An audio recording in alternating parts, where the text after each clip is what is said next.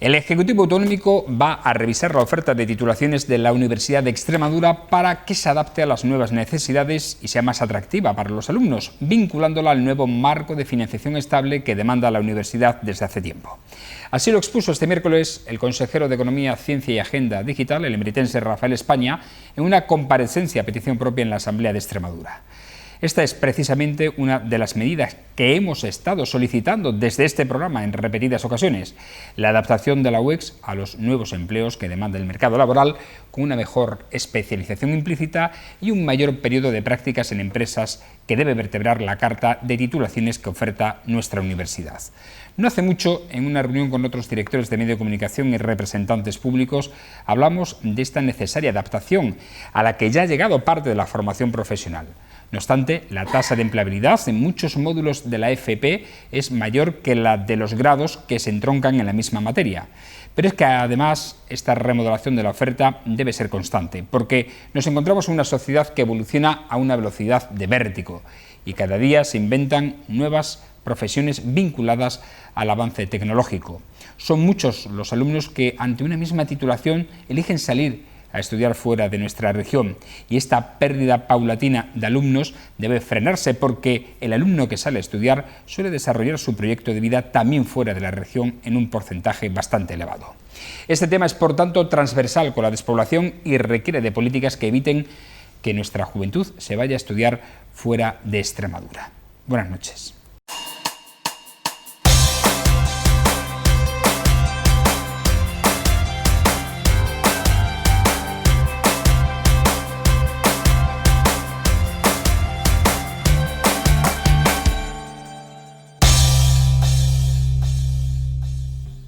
Bienvenidos a esta nueva edición de La Picota. Es jueves, la número 1007, en la que nos encontramos y vamos a abordar varios temas, entre ellos este del que hemos hablado y sobre el que hemos editorializado una vez más, porque nos parece realmente importante. Vamos a saludar a quienes nos acompañan en esta jornada. Hoy están con nosotros Antonio Mores. Buenas noches, ¿qué tal? Muy buenas noches. Bien, una semanita más. Ya estamos dentro del milenio, ya estamos en el 1007. Somos millennials. Millennials. Bueno, yo creo que le damos un poquito de vuelta en experiencia a los millennials. Bueno, sí. Miguel Ángel, ¿cómo estás? Herrera, buenas noches. Aquí estamos, otro jueves más, a hablar de nuestras cosas. Hoy estás contento porque Madrid ya llega en 2-0, además con un equipo B, con los dos brasileiros. Partidos buenos, pero bueno, no. El importante es el sábado. Sí. Pero oye, coincidimos en una cosa. Javier Segura, buenas noches, ¿qué tal? Que lo recibimos en esta temporada por primera vez, puesto que ha tenido sus vacaciones merecidas, disfrutadas, y ahora ya vuelve a la normalidad. Sí, a esta peculiaridad normalidad en la que nos estamos moviendo, ¿no?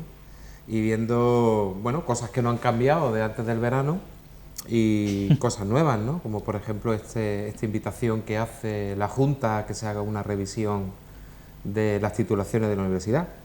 Y me recordó enseguida que eso se ha hablado aquí, pero en más de una picota hemos comentado la necesidad de actualizar nuestras titulaciones y de hacer apuestas arriesgadas precisamente de valor añadido para que la Universidad de Extremadura no vaya perdiendo alumnado, Extremadura no vaya perdiendo jóvenes preparados que no van a retornar, como tú bien decías en la crónica, ¿no? Cierto, así es. Bueno, hay que decir que Rafa España, consejero, es seguidor de La Picota, confeso, ¿eh? O sea que algo habrá calado del mensaje que aquí hemos estado dando a lo largo. No, pero es interesante, ¿verdad? El hecho de que por fin también la administración le diga a la universidad, oiga, hay que revisar esto, vamos a darle una vuelta a las titulaciones que se dan en Extremadura, ¿eh? Es que la universidad no puede estar al margen de la realidad. Entonces, si tú te quieres mantener en unas titulaciones que en sota, caballo y rey, y ahora, como bien decías tú antes, la evolución de la sociedad y de la tecnología es tan rápida y tan vertiginosa, es que o te adaptas o mueres. Y si efectivamente, como decías tú, no nos modernizamos, nuestros chicos se van a ir buscando cosas fuera. Porque unos se van, digamos, por la novelería, ¿no? Porque con 18 años dicen, ¿dónde voy yo? Pues vámonos a Sevilla, nos vamos a Salamanca. Y efectivamente el que se va le cuesta mucho volver. Entonces vamos a intentar tener una oferta formativa atrayente, y no solamente, como bien decías, a nivel de universidad, sino también a nivel de FP, porque también necesitamos otro tipo de formación que no sea universitaria, porque incluso la FP, o sea, tenemos que tener gente en todos lados, no puede haber solo universitarios. Evidentemente. En formación profesional, de hecho, las tasas de empleabilidad, las tasas de Mayores. ocupación son mayores que respecto de la universidad. Sí, Eso sí, sí. significa que en los últimos años algo se habrá hecho en positivo para aproximar la realidad de la formación profesional al tejido empresarial que hay en Extremadura y a las necesidades reales que hay en Extremadura. Y por ahí tiene que ir la tendencia. Yo, para mí, que en la rama sociosanitaria todavía hay mucho que avanzar, sobre todo en la que tiene que ver con la geriatría. Tenemos que avanzar en la rama de enfermería, también orientada a una mayor longevidad de la población, porque eso es lo que vamos a tener. Toda la parte de la dependencia es un horizonte de empleo muy grande, y después tenemos que avanzar en todo lo que es las nuevas generaciones, ahí ya me pierdo más porque no es mi sector profesional, pero todo lo que es la evolución de la industria agroalimentaria. Tenemos que seguir siendo productora, pero tenemos que ser también comercializadora de productos elaborados de segunda y de tercera, de segunda y tercera, ¿cómo se llama? De segunda y tercera generación, por decirlo de alguna manera, en cuanto a la elaboración. Y ahí hay un recorrido muy amplio. Y no solamente en investigación, sino también en formación de profesionales que sean capaces de gestionar esos circuitos, ¿no?, de producción. Yo creo que ahí hay mucho recorrido. Y habrá otras carreras que, desgraciadamente, pues tendrán que ir quedando ya de una manera más residual. No puede ser derecho de las principales, no podrá ser posiblemente educación, la Facultad de Ciencia y Educación. Habrá otras carreras que en ese sentido tengan que tomar el relevo. Y todas las tecnológicas. Y generarse como nuevas. Que espero que en ese sentido Mérida, como también hemos comentado aquí, tenga una altísima capacidad de respuesta, porque la administración que está aquí radicada necesita ser puntera en la administración digital, y que menos que tenga en ese sentido una respuesta desde las propias facultades o titulaciones que se puedan impulsar aquí en Mérida, ¿no? Es que de hecho yo creo que la universidad está un poco caótica en ese sentido. Tú lo que no puedes es utilizar la política de la universidad, tienes que ser práctico, es decir, tú no puedes, por ejemplo, como acaban de hacer con periodismo, cuando todas las agencias de periodismo están aquí en Mérida, te vas y te inventas el tema de periodismo en Badajoz, que todavía están esperando. Entonces, informática, por ejemplo, teníamos la diplomatura de informática, que la hice yo aquí en Mérida, potentísima en toda España, era de las que más fama tenían a nivel de España. Venía gente de toda España aquí a estudiar. Y vas, y en vez de apoyarla con una licenciatura, vas y te le llevas la licenciatura a Cáceres. Curiosamente, informática o topografía o enfermería, que eran las tres escuelas universitarias con las que contaba Mérida, era de gestión municipal. Fue cuando la universidad la absorbió, su gestión directa, cuando se devaluaron. Pagábamos, de hecho, nuestras cuotas mensuales como si era pseudo privada, ¿no? Exactamente. Hasta que la absorbió la Universidad de Extremadura y se empezó a diluir como un azucarillo, hasta que, bueno, se cambió de sede, está allí. Yo lo veo aquí que no se le atiende, porque, vamos, digo yo que desde que yo estudié, año 89, digo yo que ya es hora que hubiera crecido la oferta educativa en Mérida, que estamos hablando de 30 años, Claro. Que se dice pronto, y no hay más carreras. El volumen de universitarios aquí en Mérida es el mismo o menos. Y un poquito de por favor, ¿no? Es que luego resulta que en el debate, el día de la Extremadura, ese discurso que hacen todos, hablaban del tema de la España vacía, de la Extremadura vacía, de la despoblación. Entonces, aquí encontrarse todo ese tipo de cosas, la educación, el tema de las redes, ahora la movida que hay con la 630, que es autovía que sale. Hay una movida interna. La 430. La de Ciudad Real. La que hoy ha por la de Pela. Hoy la han apoyado en la Asamblea, han apoyado... Claro. Porque es un poco irrisorio. Se aprueba la petición al Estado de que se incluya en los presupuestos de forma prioritaria. Pero es que los presupuestos, que es lo que no sabe todo el mundo, lleva metido en los presupuestos desde hace años y no se ejecuta nada. Entonces, si pasa eso, por mucho, sí, está muy bien. Todo es tan importante o más incluso que se va a proyectar entre Badajoz y Cáceres, que me parece muy bien que entre las capitales de provincia es la que te vertebra exista, pero el oeste, efectivamente, de la tráfico península. que soporta esa carretera y la importancia que tiene esa carretera para el tráfico de mercancías es extraordinario. ¿No? Y lo que nos uniría, todo ese tipo de lo que cuestiones volcaría a esta región, porque nos metería el... Bueno, tanto es así que Renfe ya ha priorizado el ferrocarril, esa línea de ferrocarril, precisamente. es normal, aparte esa carretera de lo que es de Santa María para adelante, accidente de tráfico muy, porque es que está bien como digamos, como nacional que es, pero es peligrosísima. Claro, y mucha maquinaria agrícola también. Mucho, el tema de Valdivia, de la zona de tractores, con el tema de la universidad, ¿no? Es decir, un estudiante que termina bachillerato en Azuaga no piensa en la Universidad de Extremadura. Se va a la de Córdoba, que la tiene muy al lado, o a la de Sevilla. Un estudiante que termina en Navalmoral de la Mata no se piensa... Claro. Entonces al final resulta que la Universidad de Extremadura, que tiene necesidad además de tener centros universitarios repartidos necesitará también una complementariedad de servicios que no siempre tiene, como son las residencias universitarias, que también la hemos y sobre todo una fuerte apuesta por parte de ese tejido empresarial. Es decir, cuando ofreces valor añadido, la gente acude, viva donde viva. Y el valor añadido se ofrece a través de los servicios y se ofrece a través de un tejido empresarial donde haya un aprendizaje y una rápida inserción laboral. Sabiendo el peso de lo público, porque es que otra vez volvemos a lo de siempre, es decir, el tejido empresarial extremeño, el industrial, es el que es. Pero adicionalmente tenemos una administración que en ese sentido aporta casi una tercera parte de la actividad económica anual. Esa está aquí en Mérida radicada. Aquí hay que darle un empujón a ese aspecto universitario y hay que atraer a la población joven. Pero vamos, hay que pensarlo, yo creo que no hay que darle muchas vueltas. Indudablemente. Esos son los 3 puntos para volver a recuperar gente en nuestra tierra. Es que nos hemos estancado en los habitantes, ¿eh? Mérida, después de un crecimiento fuerte, se estancó en los 60 y estamos ahí que ni avanzamos, incluso bajamos un poco. Sí, claro, tú tienes que intentar traer lo que siempre decimos, industria, tienes que traer empresas, tienes que traer universidad, para que los chavales no se vayan, porque como vayan no vuelven. Vamos, vuelven, cuesta mucho volver y doy fe de ello. Cuesta mucho volver. Un dato, ahora que estamos en plena ebullición de la convocatoria de elecciones, para esta próxima convocatoria de elecciones, 10 de noviembre, va a votar, en el censo hay 1000 personas menos en toda Extremadura que hace 6 meses. O sea, va a votar 1000 personas menos que hace 6 meses. Y increciendo no, indecendo. Por desgracia. Y cada vez con la población más envejecida y menos jóvenes.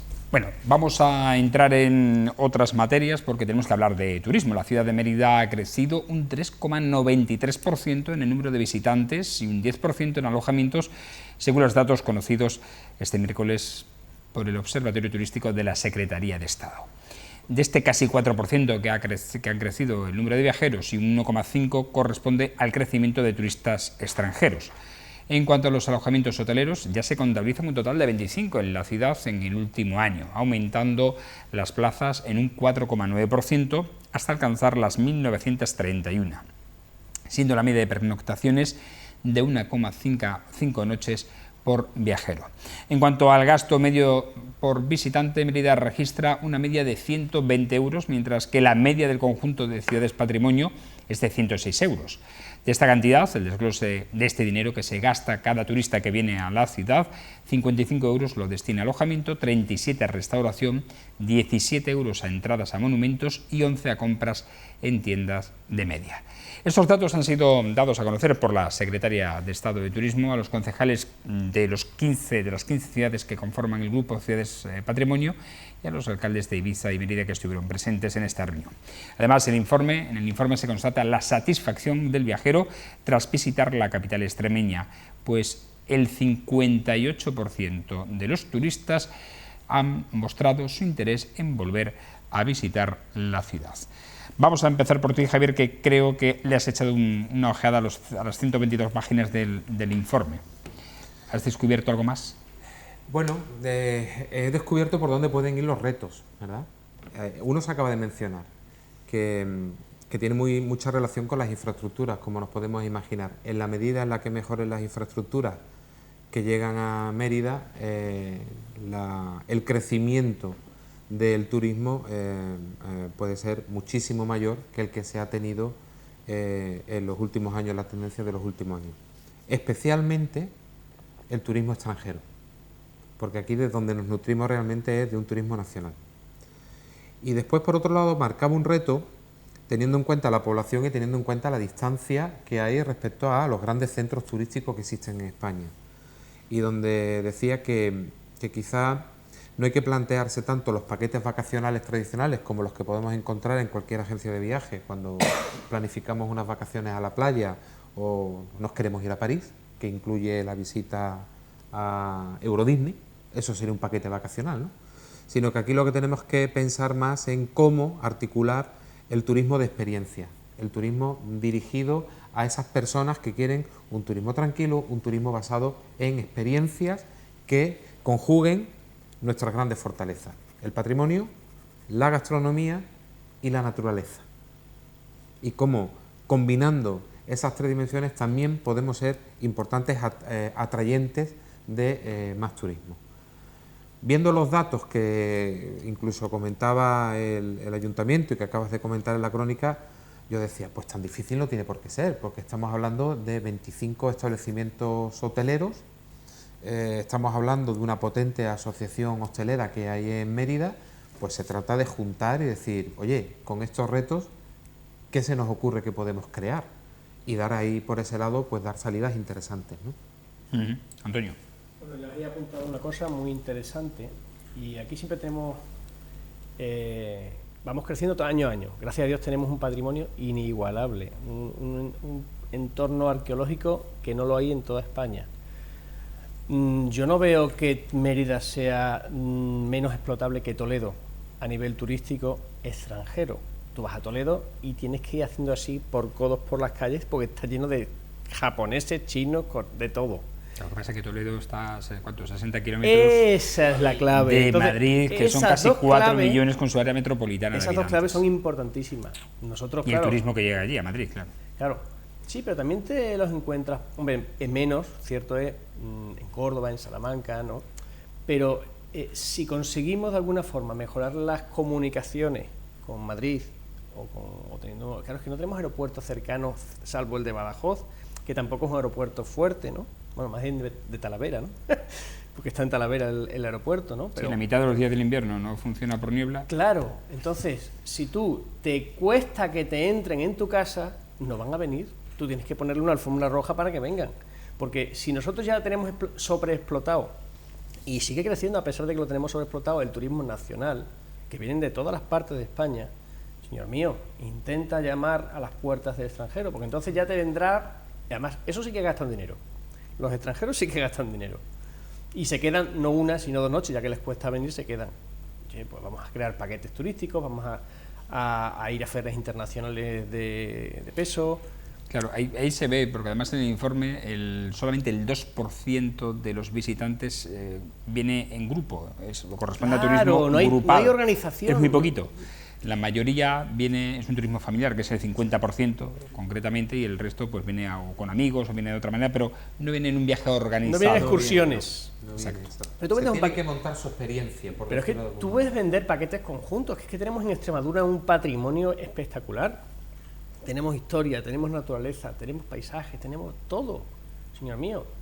No sé, tráete paquetes que incluyan como sede, por ejemplo, Mérida, que está en el centro, y que te lleven a Trujillo, que te lleven a Cáceres, que te lleven y creas un abanico de ofertas que yo creo que es irresistible. Pero bueno, hay que darse a conocer, que eso es lo difícil. Pero eso, lo que dice Javier, el tema de experiencia. La mayor experiencia es venir en tren. Eso es la más bonita. Bueno, eso es una odisea. Eso tiene que ser una experiencia. Eso es una odisea. Claro, a raíz de ahí, claro. Viaje aventura. Claro, es que estamos. El tema de las redes es importantísimo. Lo ha hecho Fran del tema de Toledo, meterse con Madrid. Aquí, es decir, el que haga un paquete que hagan cuartel, digamos, en Mérida, y luego vayan a Cáceres, vayan a. Vosotros que las carreteras en Mérida, en Extremadura, exceptuando las 2 autovías que hay, en esto, tienen deficiencia. Totalmente. Que lo dice un hombre que hace muchos kilómetros. No, y las autovías ya la van teniendo también. Y las autovías también la van teniendo ya. También, o sea, entiendo. Se van haciendo mayores, Eso hay que conectarlo de alguna forma, bueno, los resultados que siempre que el turismo venga es bueno. Aunque suba poco es bueno, porque tú has dicho, en Extremadura tenemos de todo, efectivamente. Sol, agua, todo. Gastronomía, es que somos paisaje, la región con más kilómetros de costa interior. Claro, pero que venga un extremeño, perdón, uno de Madrid, de Zaragoza, por ejemplo, a visitar Extremadura, y quiera visitar Extremadura, os puedo asegurar que la mitad del tiempo que está en Extremadura se lo pega en la carretera. Se lo pega en la carretera. Es que ir a frenar de la sierra. La dispersión geográfica que tenemos es inmensa. Ir a Zuaga. Todo ese tipo es lo que hay que plantear. Y con referencia al tema del turismo, en Mérida en concreto, esa mesa de trabajo que hay con hosteleros, restaurantes, operadores turísticos. Esa mesa de trabajo hay que hacerla de verdad y creérsela de verdad y sentarse y ver los pros y los contras, porque lo que está clarísimo es que no nos van a traer nada, no nos van a regalar nada. Tenemos que traerlo nosotros y atraerlo a toda la gente. Tenemos que darle esa digamos, ganas de venir a Extremadura. Supongo que existirá. Tiene que salir de aquí, Campañas de vídeo, campañas de imagen. Supongo que esa mesa, supongo que es mi garaje, supongo que esa mesa existirá. No lo sé. Pero tiene que estar muda. Vale, porque es que siendo, vamos a ver, cuando nosotros... Prefiero que se diga que no existe. Aquí en la tertulia lo hemos comentado más de una vez. El turismo ahora mismo es lo que nos está salvando. Totalmente. Pues y a Mérida especialmente. Si hay una mesa de turismo, esa mesa tiene que estar, pero vamos, hirviendo de ideas, hirviendo de necesidades, hirviendo de propuestas. Y después hay que ser valientes. Jornadas, congresos de turismo local, de cómo gestionar mejor el turismo local, de cómo atraerlo, de cómo seducirle, de qué ofrecerle, de cómo, pues en definitiva, de cómo hacer una experiencia que aumente las pernoctaciones. ¿Qué formación en turismo tenemos en la universidad? Hablando de turismo. Por eso. Es curioso los datos que aporta de que entre semanas, pese a haber aumentado el alojamiento, el número de camas hoteleras, la tasa de ocupación está muy poco por encima del 50%. Esa infraestructura ya está creada. Ahí lo que hay que hacer es aumentar la capacidad de ocupación. Pero es que en fines de semana tampoco mejora sustancialmente, creo que estaba por debajo del 60%. Ahora mismo lo estoy hablando de memoria.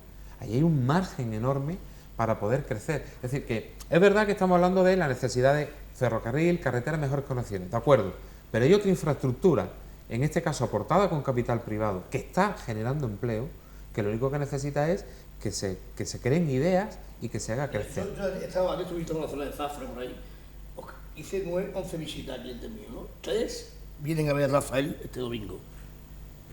Es decir, ustedes, uno de Zafra y dos hermanos con sus mujeres de Fuente del Maestre. Los tres te miran y se van. Sí, muchísima gente que viene, ni siquiera pernocta. Llegan, se traen el bocadillo, tú dices que no, nos vemos el bocata allí en la puerta antes de entrar, vemos la actuación y nos vamos. Si hubiera, que no digo que en Mérida no haya, pero vamos, esa oferta hay que venderla. Eso que que se vengan por la mañana, que coman aquí, que visiten los monumentos, de hecho, que se queden al teatro, después sí que se vayan. El informe el domingo, un restaurante, lo que sea. Pero el informe ese del que hemos hablado habla siempre de medias, ¿no? De hecho, pero no habla de la evolución. De la evolución. No me refiero a eso, me refiero, por ejemplo, Mérida tiene más que, no sobresaliente, tiene cum laude en los puentes, vacaciones, en los momentos de alta ocupación está al 100%, o sea, está a tope. Lo que tenemos que buscar es atraer turismo a los valles, cuando no hay fechas especiales, cuando no hay nada curioso. Oye, trae a la gente que en vez de estar sentados en sus casas se vengan a conocer esto. Cuando es un puente aquí se llena, o sea, porque luego el efecto lo tenemos, pero hace falta llamar a más gente que venga cuando no es un puente. Es cierto que se está rompiendo la estacionalidad, que es a lo que tú te refieres, en cierto modo acompañado del turismo de congresos, porque es verdad que se está produciendo una serie de congresos. A mí eso también me extraña. Hombre. No me refiero a que no que me extrañe el Palacio de Congresos, sino que los últimos congresos nacionales e internacionales que han venido van al Centro Cultural Cazaba. Después encontré la explicación, me la dieron. quieren que la gente se quede en el centro, en lugar de ir a un palacio de congresos y que no vea el centro de Mérida. No me convence. Pero bueno, en cualquier caso, sí es cierto que hay que seguir haciendo ese esfuerzo por el turismo de congresos, que es el que puede, el turismo profesional, es el que puede si no me equivoco, llenar esa estacionalidad que tenemos del turismo normal. Si no me equivoco, está gestionado ahora por una empresa, ¿no? El Palacio de Congresos. Es que creo que lo que yo he escuchado, hablo de oídas, tengo que decirlo, que es por el tema de que es un coste alto. No lo sé, si es... No hace mucho con los responsables del Palacio de Congreso. Tiene una ocupación alta del Palacio de Congreso, más de la que nosotros nos creemos, porque hay una serie de conciertos y tal que van allí todos. Si os dais cuenta, en invierno van allí casi todos. En el mes de febrero, con el tema de los carnavales este año, la celebración de los carnavales, hubo dificultad para encontrar la semana en la que celebrar allí los carnavales, porque tenía una alta 100%, ocupación. 100%. Una vez que hay algo, se llena. No, pero me refiero al Palacio de Congreso. Sí, no. Que había pero una alta ocupación de... Y se llena la ciudad, digo. Ah, sí, evidentemente, sí. Bueno, vamos rápidamente a otro asunto. Ya que estamos hablando de turismo, tenemos que hablar también de festival y, bueno, lo que se ha generado, la polémica en torno a la nueva adjudicación de su gestión. El presidente de la Junta de Extremadura, Guillermo Fernández Vara, ha señalado este miércoles que el dictamen de la Comisión Jurídica de Extremadura, que obliga a licitar de nuevo el concurso para adjudicar la organización de las 2 próximas ediciones del Festival de Mérida, tras los recursos presentados por 2 de las empresas participantes en el concurso, no devalúa el certamen, ya que permitirá, dice, organizar una mejor programación el año que viene. El jefe del Ejecutivo Autonómico ha dicho que esperar a resolver el nuevo proceso hubiera supuesto que la empresa adjudicataria no le diera tiempo a preparar la programación. Por su parte, el líder del PP extremeño, José Antonio Monago, ha acusado al gobierno regional de cargarse el festival a causa de su falta de previsión y gestión de los asuntos públicos. A su juicio, la decisión de la Comisión Jurídica de Extremadura y la decisión de la Junta de prorrogar un año el contrato de gestión vigente del certamen a cargo de la empresa Pentación supone una controversia jurídica de tal magnitud que deja en entredicho al festival, ha dicho Monago. Miguel Ángel. Yo recuerdo cuando Monago gobernó, que fue cuando todo este hombre, ¿no? Criticaban todo lo que había para atrás de lo que se había, digamos, gestionado el festival.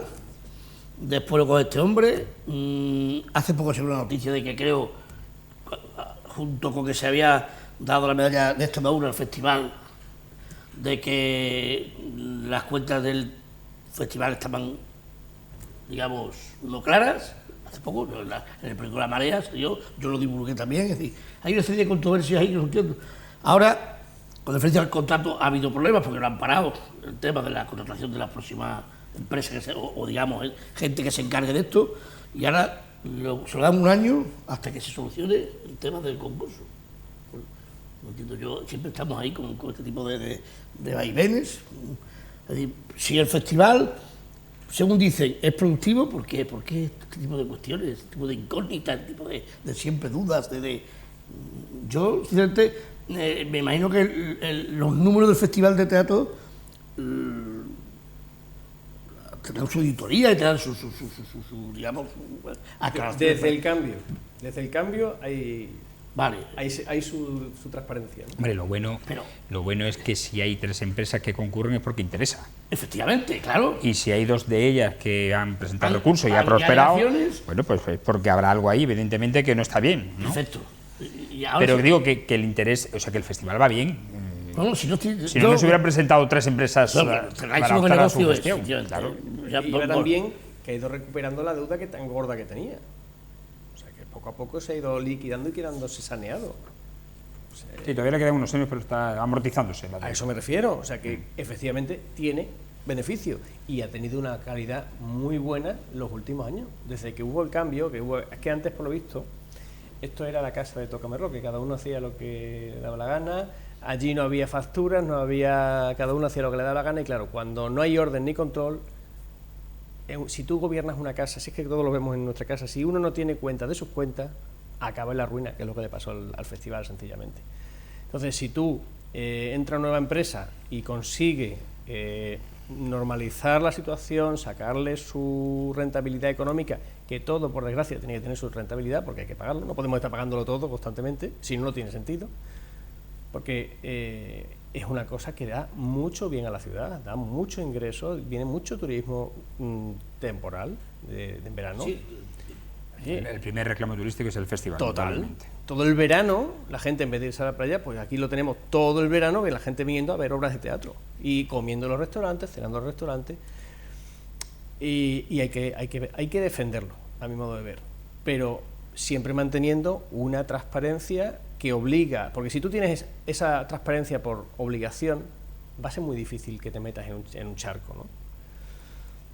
Yo por eso no entiendo lo de la polémica esta que hay ahora, no la entiendo, no se ha dicho, no se ha contado, yo no, al menos no lo he leído en ningún lado, no se especifica qué es lo que pasa, en qué se basan para todas estas reclamaciones que han hecho, que al final les han dado la razón y ya tienen que volverlo a licitar de nuevo.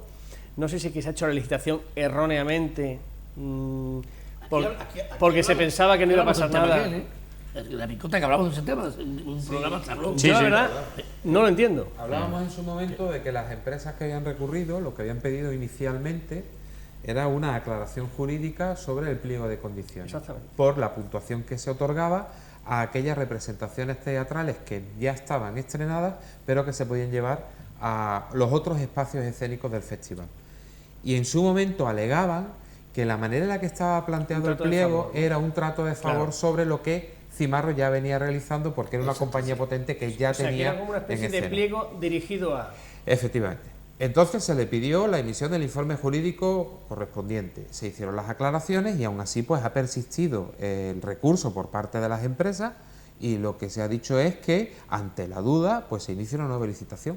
Es decir, pero vamos, que esto es lo más transparente que puede haber en términos de gestión con la administración. Esto es lo mejor que puede ocurrir, que ante una duda sistemática o reiterada que pueda terminar en los tribunales en condiciones mucho peores, pues se diga, señores, se para la licitación y se procede a la elaboración de un nuevo pliego con todos los detalles perfectamente correctos para que no quepa duda a la hora de interpretarlo.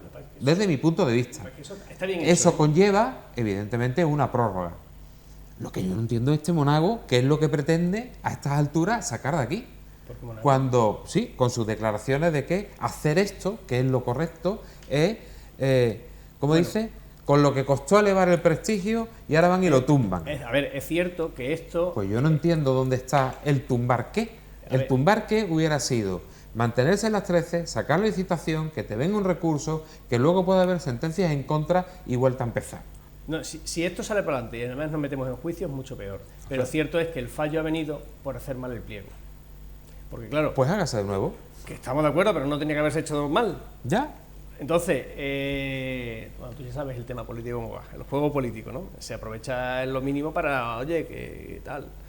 Sí, lo que pasa es que siempre aprovechamos... También es cierto que nadie se puede echar la culpa a nadie. Nadie, es que no... Nadie se puede echar la culpa a nadie porque el pliego está mal hecho, pero es que en la época de Mónaco se daba a dedo. Efectivamente. Cuidado. Es que, no había pliego. Ambas cosas están mal. está todo mal. ¿Vale? Claro. Y muy bien dicho. Y es que pasa que el señor Monago últimamente, cada vez que habla de cosas malas, no se fija en las que ocurren en Badajoz, se fija en las que ocurren en Mérida, hombre, casualmente. No, pero sí es cierto que efectivamente hay que normalizar la situación, pero claro, normalizarla bien, que de aquí en adelante salga bien, porque nosotros, que nos afecta de primera mano, nos vamos a meter en las tripas del asunto y vamos a ver eso. Pero uno que esté en Madrid, o que esté en Salamanca, o que esté en Sevilla, mira el lío que tienen montado con el festival, ya tienen chanchullo. Entonces, como bien dice, la categoría o bien la fama se ve un poco emborronada, y eso es lo que no podemos permitir. Pero bueno, pero no es por toda la cara, es decir, lo que no se puede permitir es que se dé a dedo. No, eso está. Ahora no están las cosas claras. Y luego, cuando gobierna uno, le echa en cara al otro lo que hizo, y cuando gobierna otro, se le echa al otro. El juego político. Resulta que, claro, el festival lo habéis movido vosotros los últimos 25 o 30 años. Que habéis estado gobernando. Cuando Vistalo en Mérida hace 15 años, del festival se hablaba en el mes de enero que se empezaba a preparar lo que empezaba en junio o julio, mejor dicho. Ya se ha demostrado que esto requiere una programación más allá de un año, una previsión de contenido con más de un año. Eso es lo que ha aportado calidad. Sin acabarse. Ya ha acabado este año y hay que empezar a preparar el año que viene. Exactamente. El cambio de chip que ha hecho Cimarro, que es un máquina a nivel Sí. empresarial, es que él se trae, no trae una obra para el festival, prepara una obra, la pone en el festival que le sirve de marco anunciativo y luego hace la tournée por toda España. Incluso se reestrena aquí en el propio festival años después. Entonces a la misma obra de teatro se le saca un partido bastante importante. Yo eso me parece fantástico. Yo ahí le pongo solamente un pero. Y es que cuando tú traes esas obras que van a luego a hacer la tournée por toda España, que me parece maravilloso porque al fin y al cabo estrenar en el Festival de Mérida, que eso también te da su categoría, la escenografía, cuando la hagas aquí en Mérida, adáptala a Mérida, que no te cuesta mucho. No, al contrario. Crea la escenografía para Mérida y adáptala para el resto de teatros. O eso, lo mismo, ¿no? Porque es que me encuentro muchas veces el pedazo de escena que tenemos y hacen la obra en 20 metros cuadrados, con un escenario que tapa al propio escenario. Entonces, esa, por ejemplo, tenía que ser una cosa que tenía que estar en el pliego. Las obras que se hacen aquí deben adaptarse al escenario que tenemos, porque hay muchas obras que tapan el propio escenario. Por lo demás, chapó. Y yo mi cuña tengo que tomarla, tengo que meterla el tema de la privatización. Llevamos aquí hablando mucho tiempo, lo bueno que es, el dinero que da, lo bueno que viene para la ciudad. Yo digo, ¿y por qué no lo gestiona la Junta?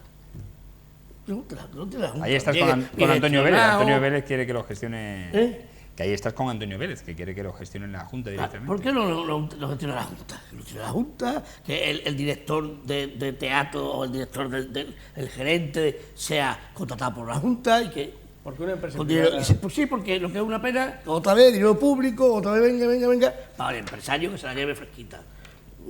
Que no. Y seguro que no ha habido problemas con el pliego. El empresario se la lleva fresquita, pero hace su divulgación, hace su publicidad. Pero que la puede hacer la Junta igual. ¿Sabes? Por desgracia, la gestión pública en ese aspecto deja mucho que desear. Ya. Sí, dejan que mal funcione. No es como que privatizar. Ojalá y funcionara todo maravillosamente. Sí, que sería fantástico. Pues entonces diríamos lo contrario, que no lo haga el público. Es negocio, funciona maravilla. Le viene muy bien a Mérida todo. Vamos a dar el pasito que queda, hombre. Vamos a dar el pasito ese. No, Miguel Ángel, yo soy partidario de que la cultura tiene que estar en el dominio de lo público, independientemente de que lo gestione. Desgraciadamente, con el festival, la experiencia de años pasados, de décadas pasadas, no precisamente avala el que hagamos una apuesta decidida por gestionarlo privadamente. Porque no ha funcionado. Porque casi nos quedamos sin... Desgraciadamente no ha funcionado y no quiero personalizar ni culpabilizar, sino simplemente hacer una toma de conciencia. Quizá necesitemos el saber hacer desde la gestión privada para poder retomarlo desde lo público, sabiendo cómo hay que gestionarlo, para hacerlo bien. Claro. Pero también voy a decir otra cosa a favor de lo privado en el concierto con lo público. Aquí no se le ha dicho al señor Cimarro, limítese usted a hacer una serie de representaciones teatrales. Aquí se le ha hecho una propuesta de que Extremadura entera participe del festival, aunque tenga por título Festival Internacional de Teatro Clásico de Mérida. Y los espacios escénicos, Caparrós, Regina, Don Benito, efectivamente han aumentado y las representaciones se han extendido. Creo que en ese concierto entre lo privado y lo público, Extremadura también ha salido ganando. Es decir, no ha perdido, ha salido en ganancia. Y que el señor que la gestiona, el señor Cimarro y su empresa, Pentación, obtenga beneficio, pues bueno, pues me parece fenomenal. No lo ha hecho en detrimento de la calidad. Tiene su función pública, y las compañías teatrales extremeñas. Porque al margen de lo que vemos en el Teatro Romano, hay toda una programación off alrededor en el que participan muchísimas compañías extremeñas, incluso dando clase de teatro en los pueblos, en pueblos que no aparecen en la programación del festival. Y que en el dedazo de Monago no aparecían. Esas condiciones no aparecían en el dedazo, esas aparecieron después. Bueno, vamos a otro asunto, algo divertido, que estamos con ello. Bueno, una vez se han disuelto las cámaras y convocado elecciones... ¿Cuántas semanas quedan hasta el 10 de noviembre? 49 días o 48 creo que quedan, ¿no? Quedan 9 apasionantes semanas. 6 semanas. Bueno, que una vez se han convocado las elecciones, se suceden las noticias políticas en torno a la formación de candidaturas. El líder del PSOE iniciará la precampaña la próxima semana con mítines en grandes ciudades como Barcelona y Valencia. Previo paso por la reunión del Comité Federal en Madrid, en la que también intervendrá el presidente del Gobierno en funciones. En el PP asumen que no hay opciones de sellar un acuerdo con Ciudadanos para impulsar una coalición como España Suma en las generales de noviembre, pero señalan que no cejarán en su intento de apelar a esa alianza del centro-derecha y a esperar lo que pasa el 29 de septiembre, fecha tope del registro de coaliciones electorales, para meterse de lleno en sus listas para los comicios. Tanto es así que, por cierto, en Extremadura todas las formaciones políticas, a excepción del Partido Popular, van a repetir las candidaturas de hace 6 meses, menos el Partido Popular. En Podemos no le andan a la zaga, tras conocer que Compromís no concurrirá con la coalición de Unidas Podemos para hacerlo con la plataforma de Íñigo Errejón, que ahora hablaremos de ella. Pero por el sur también hay visos de problemas para el secretario general de Podemos, Pablo Iglesias, quien ha afirmado de manera taxativa que Unidas Podemos se presentará en las elecciones generales en el conjunto del Estado y que si en Andalucía surge un nuevo partido político, lo dice por adelante Andalucía, lo saludará con respeto, aunque supongo que con el rabillo del ojo. La entrada de la plataforma política Más País en la convocatoria de elecciones del próximo 10 de noviembre fraccionaría la izquierda, según el primer sondeo realizado por GAT3, con esta nueva incógnita en la ecuación. Según la encuesta publicada por ABC, la nueva formación Más País obtendría 9 diputados en su irrupción en el Congreso, restaría 2 diputados al PSOE y 8 a Unidas Podemos. El PP sumaría 31 nuevos escaños a costa de Ciudadanos, que perdería nada menos que 25, y Vox se quedaría con 3 menos. A ver, Javier, ¿qué te parece? Y esto que acabamos de arrancar. Va a estar divertido. Nada más que acabamos de arrancar. Ahora tienes que hablar de experiencias. Es que no hay experiencia que valga ante esto. Es que esto no ha existido nunca. ¿Quién se ha enfrentado a una... No sé cuántas llevamos ya, ¿esta es la cuarta o tercera? La cuarta, en 4 años. O sea, es que es muy fuerte. ¿Os acordáis de aquella frase que decía que España se parece mucho a Italia y a Grecia? Estamos experimentando la misma diversificación del electorado, de los partidos electorales y tal.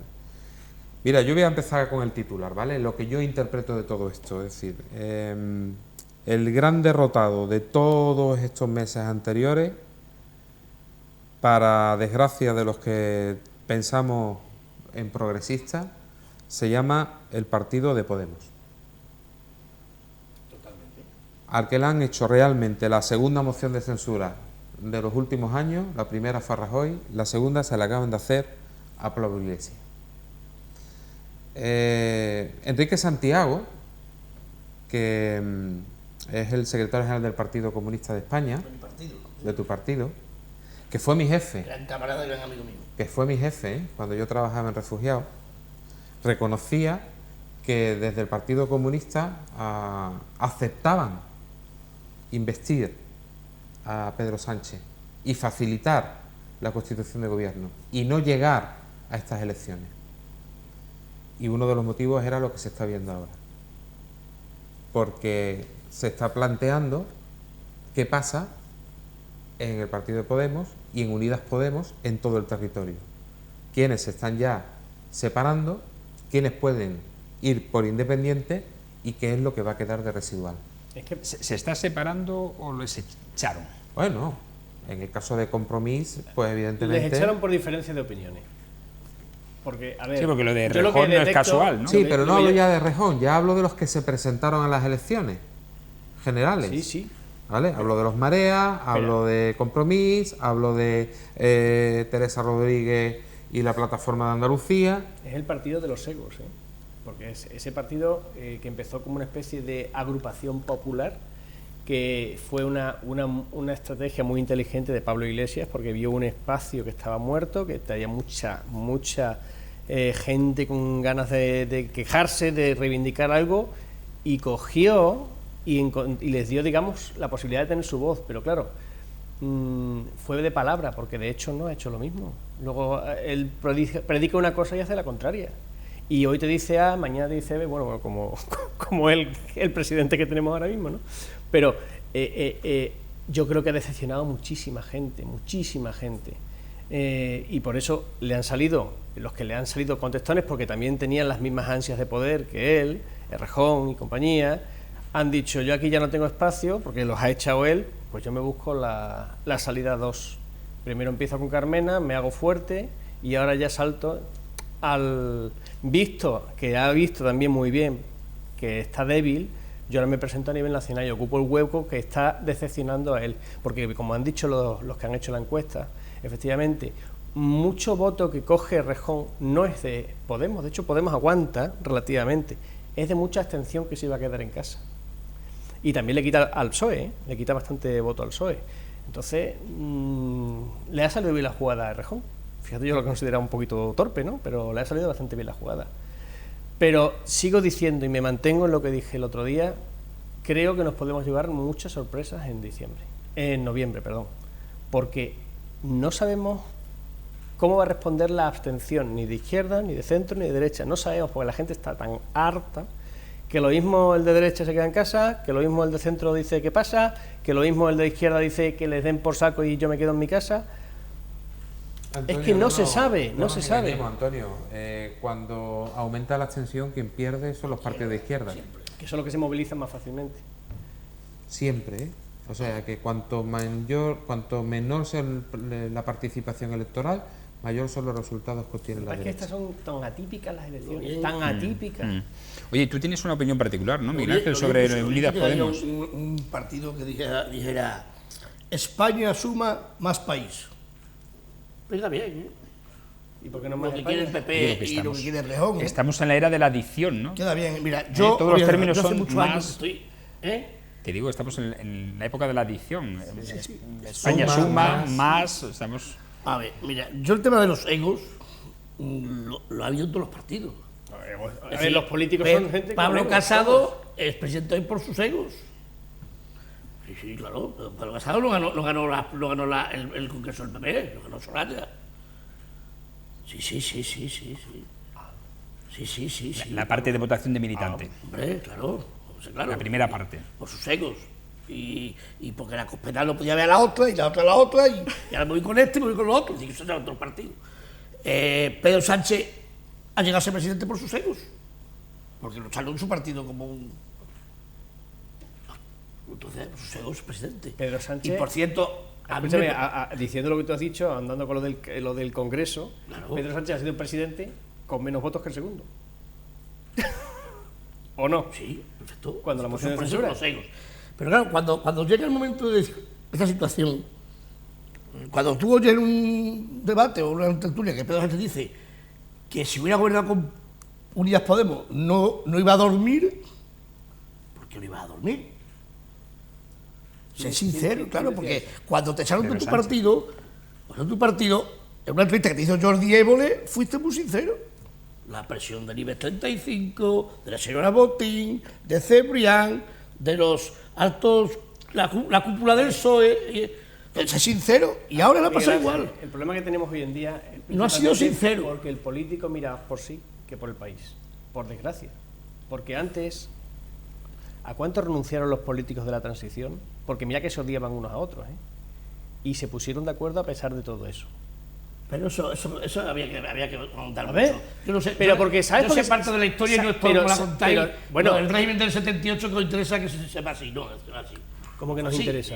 Sí, yo tenía 8 años. Santiago Castillo vendió al Partido Comunista y nos vendió y está y nos tuvimos que tragar, porque en aquella época veníamos de todos de 40 años y había que hacer algo. A propósito, que han salido las conversaciones, la Fundación Felipe González ha sacado las transcripciones de los encuentros que tuvo con el espionaje de aquella época sobre el periodo previo de legalización del Partido Socialista y del Partido Comunista. Interesante la documentación. ¿Estáis viendo el programa ese de las cloacas del periodismo? ¿Estáis viendo? Pues no, vemos la picota a esa hora. No, fue ayer miércoles.